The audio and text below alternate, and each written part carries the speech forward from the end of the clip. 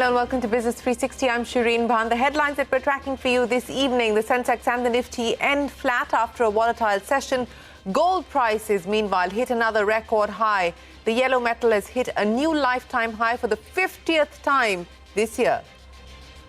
The government is addressing the concerns raised by the IMF on India's GDP data, says the Statistics Ministry. This comes days after the IMF gave a C grade to India's GDP data and flagged discrepancies. The government does not expect much change in the GDP number after shifting to the new base next year.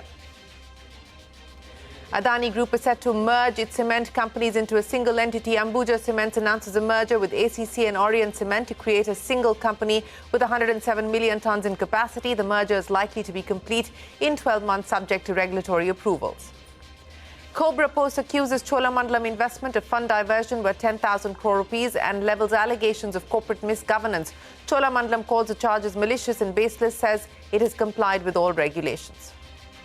Get ready to pay more for cars and bikes in the new year. Tata Motors announces price hikes in January. Mercedes, BMW and MG Motor also hike prices by up to 3%. Higher commodity prices and a weak rupee take a toll even as demand remains strong. Air quality in Delhi and large parts of North India remains hazardous. 2 people killed after a pile-up of heavy vehicles on the Lucknow-Varanasi highway. The Bombay High Court pulls up civic authorities and the Maharashtra government for not enforcing pollution control measures at construction sites. Hindu right-wing outfits protest outside the Bangladesh High Commission in New Delhi after a Hindu man was lynched over blasphemy allegations. Dhaka summons the Indian High Commissioner, citing concerns over the security of its mission. The US drug regulator approves the first ever pill to fight obesity from the maker of Wegovy, that's Novo Nordisk. The landmark decision will open up the access to treatment to more patients. The pill will be launched in the US early next year. Industry leaders welcome India's new nuclear energy bill, which limits a supplier's liability and paves the way for private sector participation. But US-based Holtec International questions the 49% limit on foreign direct investment. L&T seeks viability gap funding for small modular reactors and a cut in GST from 18% to 5%. Also on the show, once a thriving diamond hub, Surat's Katargam gasps for survival after Trump's tariffs. Over 1.5 lakh workers have lost their jobs in Surat alone. Nearly 20% small factories have shut down. A ground report coming up. Let's start with the day's market action. A volatile session on Dalal Street saw all the key indices end the day absolutely flat. The Nifty closing below the 26,200 mark, just about holding on to positive territory. The Sensex slipping at close, down about 40 points. The mid-cap index absolutely flat, and nothing much for the Nifty Bank as well. So volatile session, but a flat close for our markets. That's the story for the equity markets today. In the money markets, the rupee slipping to 89.76 against the dollar, but it did recover in late trade, ending the day flat also. The currency saw some pressure as importers and corporates stepped up dollar buying. 89.65 is the dollar rupee for you. From currencies to the precious metal market, gold continued its blistering rally as safe haven buying in hopes of further rate cuts by the US Fed in the new year helped the yellow metal scale even newer peaks. Silver followed suit, hitting fresh highs as well. The year has seen gold hit record highs for 50 days. Veteran investor Mark Bobius is continuing to bet big on gold and said that 10% of his personal assets are in gold. I still like gold. I think gold should be part of any portfolio. I hold 10% of my personal assets into gold. And I think going forward, gold will continue to be very, very good. Now, it doesn't mean that it's going to go up in a straight line. There'll be corrections along the way. But there's no question that in US dollar terms, at least, gold will be doing very well, simply because of the proliferation of dollars around the world. From metals to the commodity markets, crude oil prices edging lower as traders weighed geopolitical risk. The U.S. signaled it may sell crude oil seized from Venezuela. This even as Ukrainian attacks on Russian vehicles raised fresh concerns over potential supply disruptions. President Trump telling reporters that the U.S. could either keep or sell the Venezuelan oil seized off its coast in recent weeks, adding that the seized vessels would also remain in U.S. custody. Oil that has been seized. The United States seized 1.9 million barrels of oil on December 10th. We're going to keep it. We're keeping. Where's it? Are we going to sell it or put it in the strategic? Maybe we'll sell it. Maybe we'll keep it. Maybe we'll use it in the strategic reserves. We're keeping the ships also. Well, that's President Trump there on Venezuelan oil. Now, back home, the government is addressing the concerns raised by the IMF on India's GDP data. This as per the Statistics Ministry. Now, this comes days after the IMF gave a C grade to India's GDP data and flagged discrepancies. The government does not expect much change in the GDP number after shifting to the new base next year. Sapna standing by with more details, but for that, let's listen in to what government officials have to say. IMF grading for the GDP, as you know that they have assigned the grading C, and mainly they have the three concerns. One is old base of the GDP, second one is the double deflation, and third one is the statistical discrepancies. These three issues are critical from the statistical point of view. In the new series, our team is addressing all these issues up to the best possible extent. It is not as if the Indian GDP numbers are overstating the GDP case, but unfortunately, all these underinformed or half-baked questions are left deliberately hanging so as to sow the seeds of doubt in people, and it doesn't necessarily serve any purpose because they are not rigorous also. Well, the government is not expecting too much of a change as far as the GDP numbers are concerned. In terms of the shift to the new base years from February 2026 onwards, Secretary Mosby Mr. Saurabh Garg explained that though it's a bit early to comment on that just yet, but the government is not expecting much of a change from the previous expectations, quote unquote, as far as the GDP data would be concerned. That's one. Second, of course, he has also clarified that the back series on GDP will be available at a later point in time for the data sets previous to FY23. As far as FY23, FY24 and FY25 are concerned, the back series on GDP should be available almost, as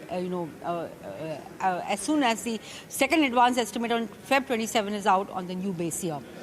Third, he also explained on the double deflator. He said that under the new series, the effort of the government would be to completely not use a single deflator. The attempt will be to use a double deflator as far as possible, wherever possible. On this front, it may just be possible that Mosby will also be coming out with the concept paper on double deflator and how it is to be used, what are going to be the combinations. That could just be a possibility. So we'll have to wait and watch and see on that. But interesting comment coming in from the Mosby secretary that the government is not expecting much of a change in the GDP data or the GDP growth numbers, despite the shift to the new base year from next year. All right, Sapna, many thanks for joining us. Now, the Adani Group is all set to merge its cement companies into a single entity. Ambuja Cements has announced a merger with ACC and Orient Cement to create a single company with 107 million tonnes in capacity. The merger is likely to be complete in 12 months and is subject to regulatory approvals. Nigel here with the details of what this big cement merger could mean. Nigel. Well, that's right. The long-awaited and anticipated merger of Ambuja Cement's units have been announced, which will create a unified one cement platform. The board has approved the amalgamation of ACC and Orient Cement with Ambuja Cements. Now, Ambuja will issue 325 shares for every 100 shares held in ACC, while Ambuja will also issue 33 shares for every 100 shares held in Orient.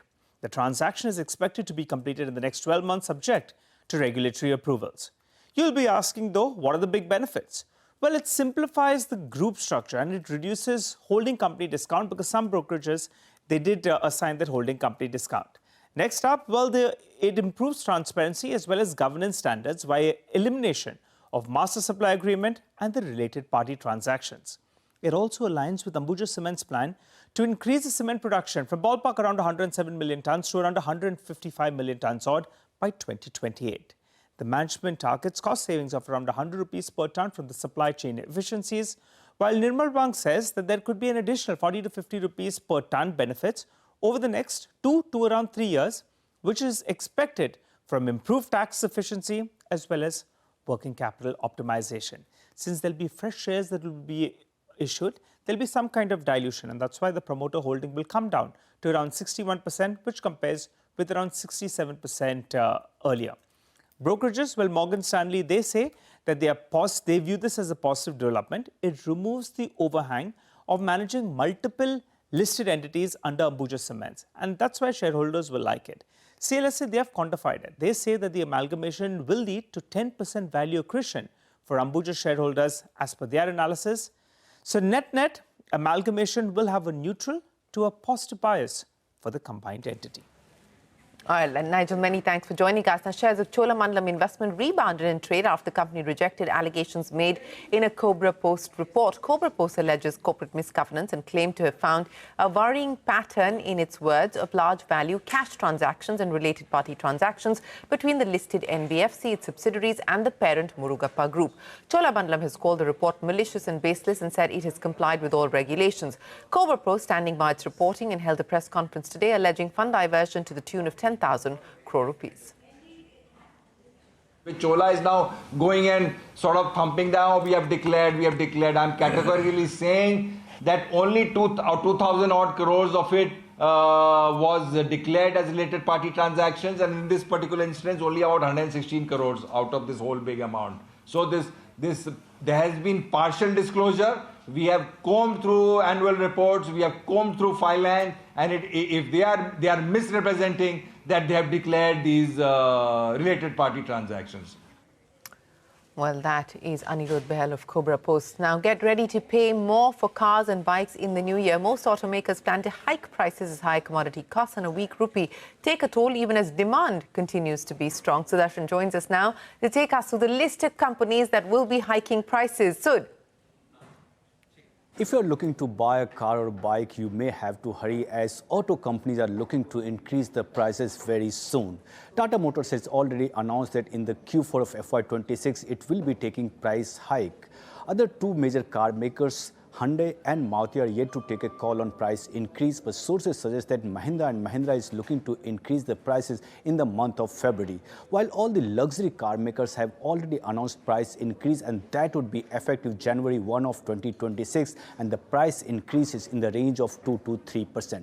Coming to two-wheeler segment, all the ICE makers, TVS Motor, Hero MotoCorp, Bajaj Auto, are yet to take a call on price hike, and here also sources suggest these companies are looking to may decide on price hike in the month of January or February, while the EV maker Ather Energy has already announced an increase by prices by up to Rs 3,000 for its scooter segment. Now the question is why these companies are undertaking price hike. There are two major reasons. All the commodity prices have increased sharply in 2025, and if you talk about steel, aluminium, copper, prices of all these commodities are trading somewhere near record high. And the second reason is weakening rupee. Rupee has weakened against dollar sharply in 2025, almost 6%. And because of that, imported component prices has moved higher. So these are the two major reasons why these companies are undertaking price hike. But if you look beyond the price hike and the demand, in 2025, the demand uptick that we have started seeing in the festive season because of GST rate cut has sustained, and currently all these companies are seeing a strong demand. When the analysts put out that if the current demand holds in FY26, there is a possibility of an increase in the growth estimate, especially for the passenger vehicle segment. So the bottom line, while these companies are looking to undertake the price hike, demand trend remains very strong for the entire segment. That change in the price, which is the baseline change, that we have to protect, because that was the intention of the government. We'll have to see the residual impact of the commodity or the input cost increase, to what extent we have to pass on. We are reviewing that, and if we have to pass on a bit of that commodity price increase, we'll decide then that in the coming weeks. Well, prices likely to go up for car makers in January. Now, US drug regulator has approved the first ever pill to fight obesity from the maker of Wegovy, which is Novo Nordisk. The landmark decision will open up the access to treatment to more patients. The pill will be launched in the US early next year. Ekta is here with the details. So, Ekta, now Wegovy available in a pill form, but of course will start in the US. The US FDA has approved a pill version of Novo Nordisk's blockbuster obesity drug Wegovy, marking a major expansion of the fast-growing GLP-1 weight loss market. The once-daily pill contains semaglutide, which is the same ingredient used in the injectable Wegovy and Ozempic, and is expected to launch in January 2026. Clinical trials showed 17% average weight loss according to reports, better than the injectable Wegovy's 14 to 15%, but still behind Eli Lilly's Mounjaro, which remains the most potent drug in the class, with 20 to 22% weight loss in late-stage studies. Novo Nordisk is now the first to market with an oral GLP-1 amongst the three drugs which are available or popular at this point in time, such as Wegovy, Ozempic, as well as Mounjaro. But competition, it seems, is heating up. Eli Lilly, Roche and AstraZeneca are all developing oral alternatives, betting that convenience is possibly going to drive adoption, especially amongst patients which are hesitant about injections. While Mounjaro dominated prescriptions in 2025 due to its efficacy, analysts say pills could reshape the patient choice, with the global obesity drug market projected to reach $50 billion by 2030. The race, it seems, is no longer just about efficacy, but also ease of use and access to the drugs. In India, Novo Nordisk has launched Wegovy and Ozempic, but Mounjaro, it seems, is already the top-selling obesity drug, clocking over 100 crores in sales in November alone. Whether an oral Wegovy can catch up remains to be seen. Well, Ekta, many thanks for joining us. We'll take a break, but once we return, a thriving hub, Surat's diamond market is now gasping for survival after Trump's tariffs. A ground report when we return.